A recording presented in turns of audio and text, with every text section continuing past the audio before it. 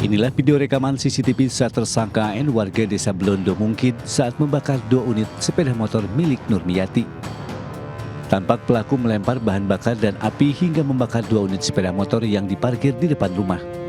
Berdasarkan rekaman kamera CCTV tersebut, Satuan Reskrim Polresta Magelang berhasil membekuk tersangka AN yang berperan sebagai eksekutor dan tersangka AR sebagai otak pembakaran. Tersangka AN dibekuk petugas di stasiun Kroja Cilacap seminggu setelah saat hendak melarikan diri ke Jakarta. Sedangkan tersangka AR ditangkap petugas di Kecamatan Borobudur pada hari yang sama. Dibuat kesimpulan bahwa ini bukan peristiwa kebakaran, namun adalah peristiwa pembakaran kendaraan sepeda motor. Di hadapan polisi, tersangka AR mengaku sengaja menyuruh tersangka AN untuk membakar sepeda motor milik istri-istrinya AN lantaran sakit hati karena tidak pernah mengurus anak. Karena istri saya meninggalkan rumah, terutama anak saya yang umur 6 tahun dan berjalan 10 bulan tidak pernah kontak, tidak pernah menengok. Itu karena keibuan hilang. Yang sini atau yang sana? Yang sini. Jadi tiap hari saya merawat, mencuci, kasih makan, antar sekolah, tidur. Sementara itu, dari hasil pengembangan penyelidikan, kedua tersangka juga tersangkut kasus pencurian mobil milik Eka Sumardiati, warga desa Selobodo, Kecamatan Salam, yang tak lain adalah mantan pacar tersangka AR. Untuk mempertanggungjawabkan perbuatannya, kedua tersangka mendekam di sel tahanan Mapolresta Magelang dengan ancaman hukuman 5 tahun penjara. Dari Magelang, Puji Hartono, iNews melaporkan. Peristiwa OD terlihat di kawasan Mampang, Perapatan, Jakarta saat dini hari ada pengendara mobil yang menebar uang kepada para pengemis, manusia gerobak, hingga pemulung yang telah menunggu di tepi jalan. Peristiwa ini pun menjadi bahan perbincangan hangat netizen di media sosial. Sejumlah pengemis dengan gerobak memadati area trotoar di Mampang, Perapatan. Mereka mangkal sejak pukul 11 malam hingga 2 dini hari. Tidak hanya dari wilayah sekitar Mampang, tetapi juga banyak pengemis yang datang dari wilayah lain Jakarta. Para pengemis tersebut menunggu kedatangan sebuah mobil yang kerap datang untuk memberikan uang. Pengemis memanggil pengendara mobil dengan sebutan Pak Haji. Tidak tanggung-tanggung, Pak Haji memberikan uang sebesar Rp50.000. 50.000. Dan apa sering mangkal di sini ya? Apa setiap hari atau gimana? Setiap hari. Iya. Dari jam berapa, pukul jam berapa? Dari jam 10. Ada yang ini nasi doang, setiap hari Selasa sama Berbo. Mereka pada tahu yang bagi nasi, kalau sembako jarang. Nasi apa? Nasi ini pecel ayam. Nasi box gitu ya? Iya, bukan bunga, nasi bungkus. Jadi mereka ngasihnya nggak tanggung-tanggung, ngasih telur, ada tempe. Saya tiap malam dikasih Selasa sama Berbo. Jadi mereka udah tahu jadwalnya. Warga berharap pemerintah bisa membantu warga penyandang masalah kesejahteraan sosial atau PMKS di tengah maraknya fenomena pengemis di Mampang, Perapatan. Dari Jakarta, Syahreza Zanski, Rama Romadona, iNews melaporkan. Presiden Joko Widodo menerbitkan aturan terbaru mengenai simpanan tabungan perumahan rakyat atau TAPERA yang langsung menuai polemik. Pasalnya dalam kebijakan ini, pemerintah akan melakukan pemotongan gaji pekerja untuk tabungan perumahan rakyat.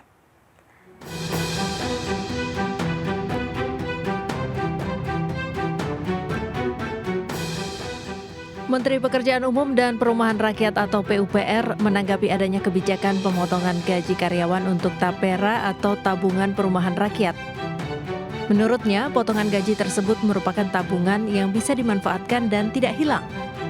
Namun, Basuki belum bisa menjelaskan apakah kepesertaan TAPERA tersebut menjadi hal wajib bagi para pekerja atau tidak. Jadi bukan uang hilang.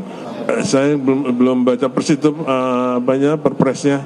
Kalau ASN kan sudah ada, kalau ASN kan sudah dipotong langsung. Ini hanya untuk yang pegawai swasta diikutkan pada TAPERA sehingga dia bisa ikut dalam program. Kebijakan pemotongan gaji pekerja swasta sebesar 3% untuk TAPERA diatur dalam Peraturan Pemerintah atau PP Nomor 21 Tahun 2024 tentang penyelenggaraan TAPERA yang diteken Presiden Joko Widodo pada 20 Mei lalu. Kebijakan ini pun menuai reaksi di masyarakat. Sebagian masyarakat kurang setuju dengan pemotongan 3% gaji pekerja untuk TAPERA yang dinilai kurang efektif karena tidak semua orang memiliki kebutuhan untuk membeli rumah. Mereka menyarankan potongan biaya ini bisa dialokasikan sesuai dengan kebutuhan masyarakat. Menurut saya itu harusnya opsional aja ya, kan orang juga sekarang dengan biaya yang makin tinggi, terus ada wacana juga katanya biaya listrik mau naik juga. Nggak semua orang punya rencana yang sama beli rumah, right? Saya setuju ya, karena itu membantu buat kaum muda seperti saya yang pengen punya rumah ya. Sebenarnya sih nggak setuju ya, tapi ini kan peraturan pemerintah baru, jadi kita mau nggak mau, walaupun gaji nggak naik juga tetap harus terima sih. Pengamat kebijakan publik Agus Pambagio tak heran peraturan ini menjadi polemik, sebab menurutnya peraturan ini belum sepenuhnya matang dan membuat bingung masyarakat. Apalagi ada sejumlah hal yang dirasa merugikan. Selain itu, menurut Agus, kebijakan tersebut juga rawan disalahgunakan untuk perbuatan korupsi. Ya, kalian di-prank sama presiden aja. Kenapa saya bilang di-prank? Karena pengumuman ini kan peraturannya belum lengkap. Pemerintah mau seperti apa? Karena belum ada, baru disebut 3%, kemudian 5% bunganya. Terus di mana tempatnya? Tanahnya boleh nggak tanah sendiri? Kalau tanah sendiri boleh nggak renovasi? Kalau saya sudah punya rumah, iurannya dibuat apa? Apa jangan-jangan dipakai subsidi yang lain? Padahal subsidi itu tugasnya pemerintah. Jadi belum jelas. Agus berharap ke depan pemerintah Indonesia dapat mengevaluasi kembali peraturan ini agar dapat menjawab pertanyaan masyarakat mengenai mekanisme detail peraturan tabungan perumahan rakyat. Dari Jakarta, Tim Liputan iNews melaporkan. Pihak BP Tapera buka suara terkait polemik kewajiban iuran terhadap para pekerja. Prinsip dasar Tapera adalah asas gotong royong guna membantu masyarakat kelas bawah memiliki rumah layak dan terjangkau. Sedangkan bagi peserta yang telah memiliki rumah dapat mengambil dana tabungan Tapera saat pensiun atau berhenti bekerja. Dan berikut keterangan Komisioner BP Tapera Heru Pudio Nugroho. Sesuai Undang-Undang Nomor 4 Tahun 2016 tentang tabungan perumahan rakyat, bahwa setiap pekerja dan pekerja mandiri yang telah memiliki penghasilan di atas penghasilan minimum, ya dalam hal ini mungkin UMR atau UMP, wajib menjadi peserta Tapera. Kenapa? Karena prinsip dari Tapera itu adalah gotong royong gitu ya, di mana masyarakat yang sudah memiliki rumah ya menabung, ya kemudian tabungannya ini dikelola untuk sebagian hasil pemupukannya untuk membantu masyarakat yang belum memiliki rumah, dari yang masuk kriteria masyarakat berpenghasilan rendah tadi, agar bisa memiliki rumah yang layak dan terjangkau ya dengan tenor pembiayaan yang panjang dan bunga yang sangat murah gitu ya. Ya syaratnya ada beberapa ya. Yang pertama adalah tentu dia harus menjadi peserta Tapera dulu, ya, dan menabung ya minimum 12 bulan, ya. Kemudian dia masuk kriteria masyarakat berpenghasilan rendah. Kalau sesuai ketentuan dari Kementerian PUPR, MPR itu adalah masyarakat yang ada di desil 1 sampai 8 atau penghasilan maksimalnya 8 juta, ya. Kemudian belum memiliki rumah, ya, dan menggunakan pembiayaan itu adalah untuk kredit kepemilikan rumah pertama. PT Pertamina bakal mewajibkan pembelian LPG 3 kg atau tabung melon menggunakan KTP mulai 1 Juni mendatang. Langkah ini dilakukan untuk memastikan pembelian subsidi tepat sasaran.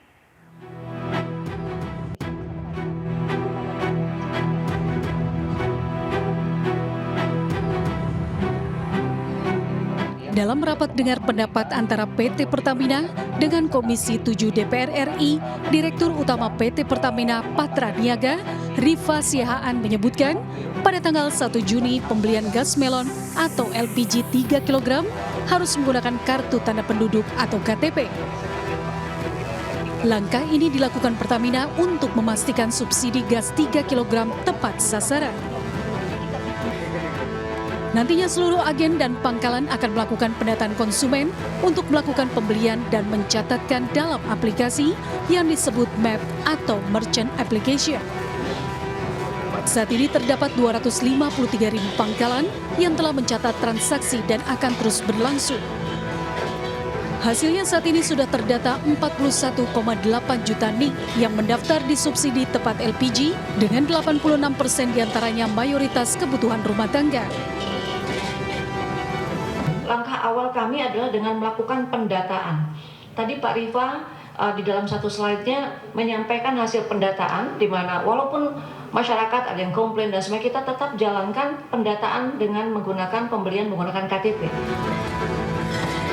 Pertamina memperkirakan penyaluran LPG 3 kg yang akan mengalami peningkatan sebesar 4,4% dari kuota yang dialokasikan pada akhir 2024. Dari Jakarta, Ade Firmansyah, iNews melaporkan.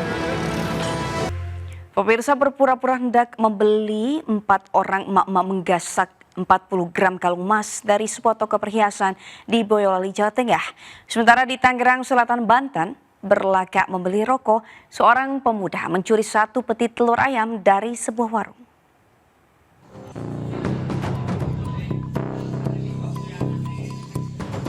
Dalam rekaman video yang viral, tampak 4 orang emak-emak mencuri perhiasan di sebuah toko emas di Pasar Ampel, Boyolali, Jawa Tengah.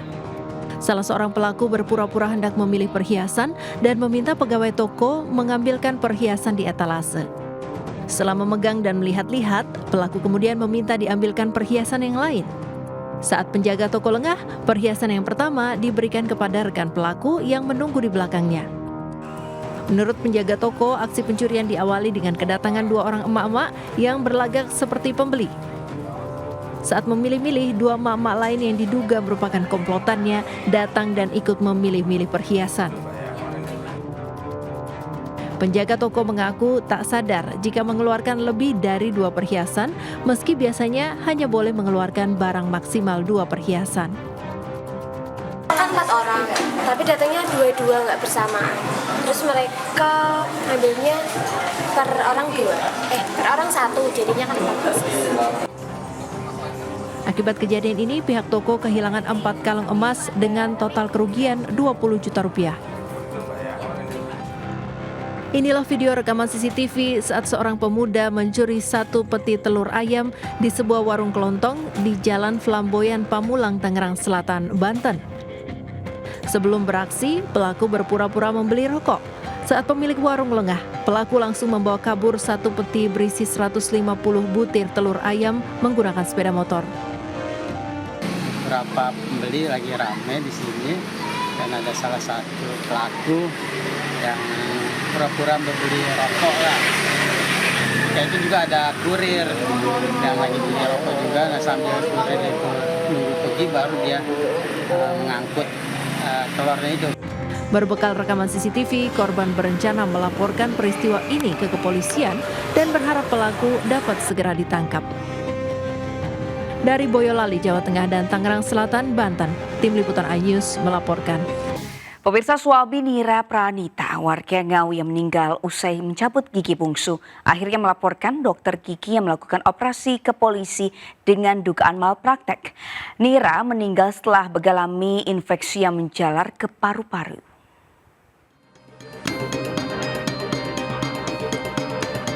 Didampingi 4 pengacara, Davin Ahmad Sofyan, suami dari Nira Pranita, pasien cabut gigi bungsu yang meninggal dunia, datang ke kantor polisi. Davin melaporkan dokter gigi SW yang mengoperasi istrinya atas dugaan malpraktek. Davin menilai dokter SW tidak memiliki itikat baik usai kematian korban. Suami dan keluarga korban juga menolak permintaan perdamaian yang dilakukan Kepala Dinas Ngawi dan pengurus Persatuan Dokter Gigi Indonesia Ngawi. Melalui kuasa hukumnya, dokter tersebut disangkakan pasal 359 KUHP tentang kelalaian. Disimpulkan oleh dokter itu bahwa ini harus dicabut. Jadi yang menyimpulkan harus dicabut dokter itu sendiri. Dan langsung dicabut ya Pak? Iya, langsung dicabut, waktunya 1 jam ya. Ya, untuk lobbynya berbentuk untuk mediasi, di mana harus ini jangan dibawa di ranah hukum. Yang seperti itu, jangan sampai ini masuk ke ranah hukum. Kalau bisa diomongkan secara kekeluargaan saja, seperti itu. Sebelumnya, Nira Pranita, seorang pasien di klinik dokter gigi di Ngawi, menjalani operasi cabut gigi berakibat infeksi yang menjalar ke paru-paru hingga akhirnya meninggal dunia. Dari Ngawi, Jawa Timur, Asfi Manar Ayus melaporkan. Asosiasi Lawyer Muslim Indonesia melaporkan produser film Vina sebelum 7 hari ke Bareskrim lantaran film Vina dinilai telah menumbuhkan asumsi liar di masyarakat terkait penanganan hukum kasus pembunuhan Vina. Sementara Polda Jawa Barat telah memulai penyidikan kasus pembunuhan Vina.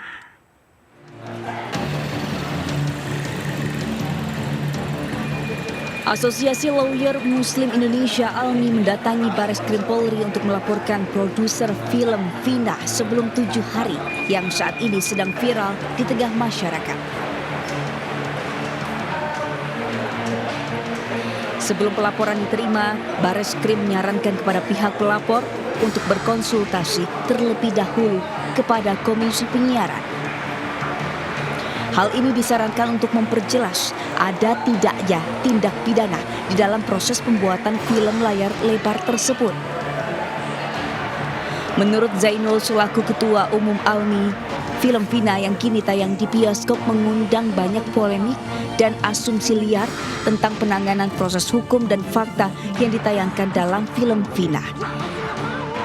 ALMI pun membawa sejumlah alat bukti. Maka dari itu poinnya ada 2. Pertama, ada delik pidana dalam hal ini Undang-Undang ITE pasal 28 ayat 2. Kemudian yang kedua, pasal 31 Undang-Undang Perfilman. Ada 2 ranah yang bisa diambil oleh penegak hukum dan juga pemerintah. Terkait pasal 28 ayat 2 tentang ITE, kemudian junto pasal 45 huruf A terkait dengan tindak pidana yang mengandung sara dan membuat kegaduhan. Film Vina masih tayang di layar lebar dan telah menembus angka 5 juta penonton.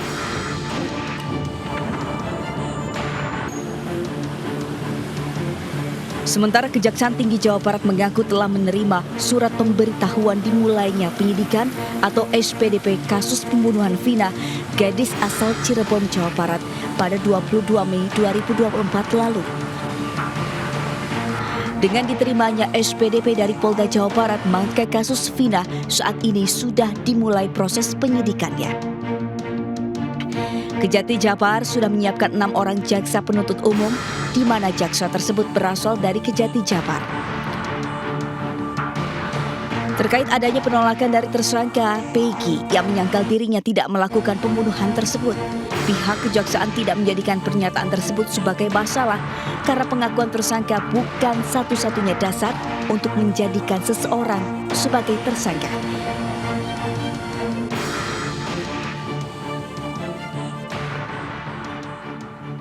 Pimpinan sudah menunjuk jaksa penuntut umum sebanyak 6 orang yang akan menangani perkara tersebut.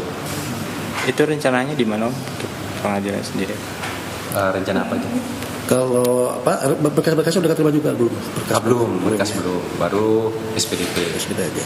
Kira-kira berapa minggu tuh Bang sampai juga berkas ATP sampai P21 nya? Ya, kita lihat nanti dari pengiriman berkas perkara tahap 1.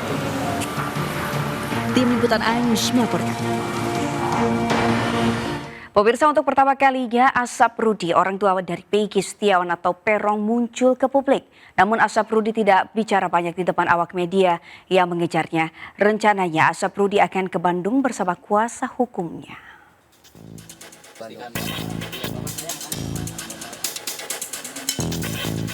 Ditemui di rumah Ibunda Peggy Setiawan yang berada di Desa Kepongpongan, Talun, Jawa Barat, Asap Rudi, ayah dari Peggy Setiawan, membantah kalau dirinya mengganti nama Peggy Setiawan dengan nama Ruby yang selama ini disampaikan polisi. Pada saat kejadian, Peggy Setiawan berada di Bandung bersama dirinya dan tidak berada di Cirebon. Kalau nama Ruby adalah anak kandung lain selain Peggy Setiawan. Ruby itu anak atau panggilan sebenarnya Pak? Anak kandung sendiri Pak. Itu nama panggilan kerja. Jadi Bapak ini punya anak berapa totalnya? 4. Pertama Peggy, yang kedua yang ketiga, yang keempat. Berarti Bapak membantah bahwa selama ini Peggy merubah nama jadi Robi ya Pak? Iya. Belum diketahui apakah Asapruddin dibawa ke Bandung untuk menjalani pemeriksaan di Polda Jabar atau dibawa kuasa hukumnya untuk perlindungan hukum. Sementara Luciana, adik dari Peggy Setiawan atau Peron, menjalani pemeriksaan di Mapolres Cirebon, Kota Jawa Barat. Dalam pemeriksaan, Luciana didampingi kuasa hukumnya mendapatkan 28 pertanyaan dari penyidik. Dari pemeriksaan yang dilakukan, penyidik mempertanyakan seputar identitas dan kemungkinan mengetahui para terdakwa yang terlebih dahulu ditangkap. Tadi pertanyaannya seputar, karena ini kan adiknya dari Peggy Setiawan. Jadi seputar pertanyaannya seputar keluarga, hubungannya apa, dan juga sempat ditanyakan, ditunjukkan foto-foto kakaknya, Peggy-nya, terus yang kedua foto-foto pelaku yang lainnya. Peggy Setiawan sendiri ditangkap dengan tuduhan otak pembunuhan Pina dan kekasihnya Eki pada tahun 2016 yang lalu. Dari Cirebon, Jawa Barat, Miftahudin, iNews melaporkan. Warga desa Ciawilor, Kabupaten Kuningan, Jawa Barat geger dengan penemuan bayi yang diduga dibuang orang tuanya di teras rumah warga. Warga juga menemukan secari kertas yang berisi pesan singkat yang diduga dari orang tua bayi tersebut.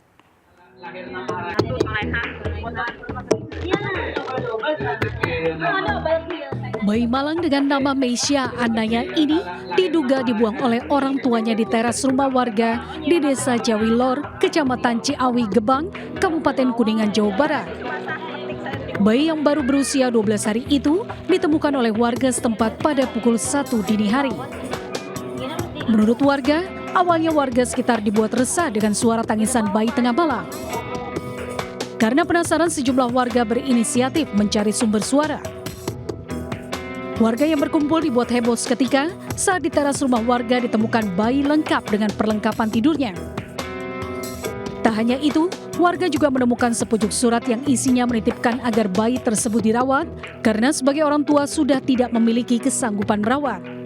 Iya Pak, ini semalam tuh waktu mau tidur tuh jam 12 tuh kedengaran ada suara bayi, kata bini tuh. Waktu terus dilihat dari jendela, saya kirain tuh orang lahiran apa orang yang itu yang kunti gitu, kayak kunti gitu kan, suka ada yang gitu yang bawa lahiran anak-anak itu. Ya, jadi untuk penemuan bayi sementara kita masih dalam proses penyelidikan. Untuk bayinya sendiri masih dalam keadaan hidup. Jadi nanti mudah-mudahan kalau misalnya bisa cepat, bisa ketahuan siapa yang meletakkan bayi itu. Dari Kuningan, Jawa Barat, Miftahudin, iNews melaporkan.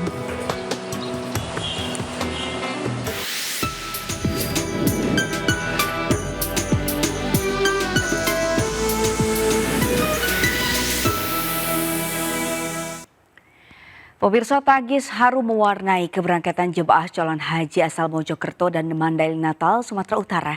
Salah satu pengantar mengaku tidak tega mengantar sang ayah yang berusia 86 tahun berangkat haji sendiri ke Tanah Suci.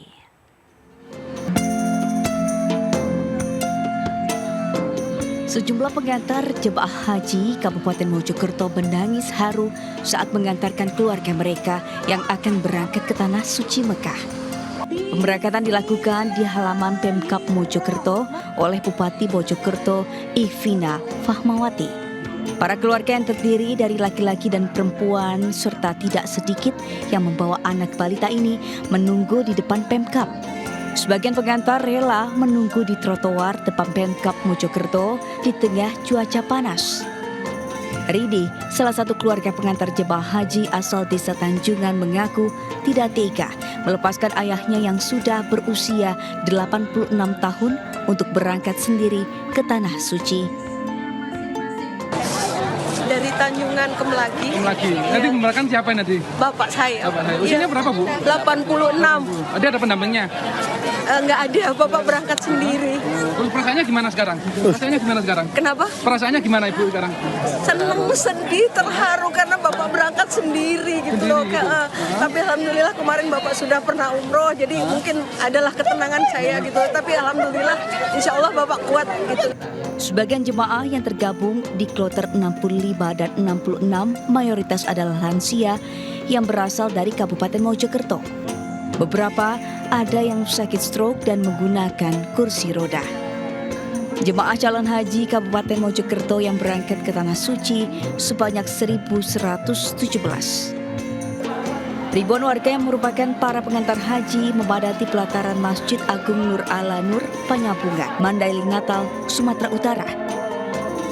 Suasana haru pun mengiringi keberangkatan 351 jemaah calon haji asal Mandailing Natal yang tergabung dalam kloter 15 embarkasi Medan. Keberangkatan para jemaah calon haji ini dilepas Bupati Mandailing Natal dengan diangkut 11 bus menuju asrama Haji Medan. 2 jemaah calon haji batal berangkat dikarenakan sakit dan belum diketahui apakah akan diberangkatkan pada kloter selanjutnya atau pada tahun depan. Tim Liputan A News melaporkan.